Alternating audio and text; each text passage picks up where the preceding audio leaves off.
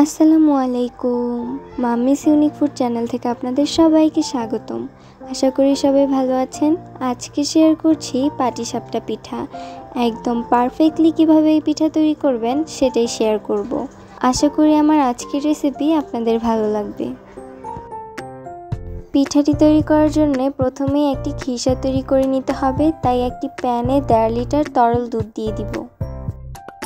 এবার চুলার আঁচ মিডিয়ামে রেখে দুধটাকে অনবরত নেড়ে রান্না করে নিব।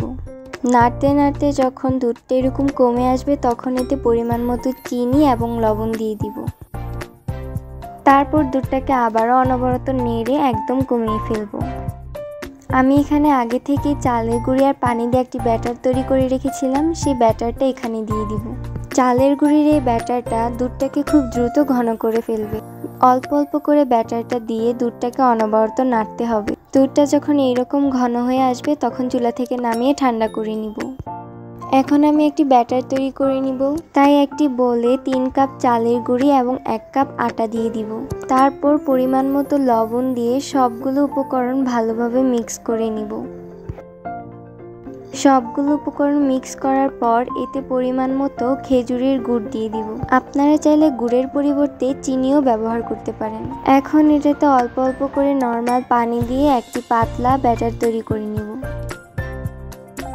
এবার পিঠাগুলো বানিয়ে নিব, তাই চুলায় একটি প্যান বসিয়ে এতে হালকা তেল ব্রাশ করে নিব।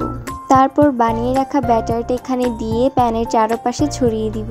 এই পর্যায়ে অবশ্যই চুলার আঁচটাকে লোতে রাখতে হবে। এবার প্রায় 10 সেকেন্ড এটাকে ঢাকনা দিয়ে রেখে দিব। প্রায় 10 সেকেন্ড পর ঢাকনা উঠিয়ে এতে বানিয়ে রাখা সেই খিরসাটা দিয়ে দিব। এবার একটা সাইড থেকে রোলের মতো করে বানিয়ে নিব। একইভাবে আমি সবগুলো পিঠা বানিয়ে নিয়েছি। এখন এই পিঠাগুলো কিন্তু খাওয়ার জন্য একদম রেডি।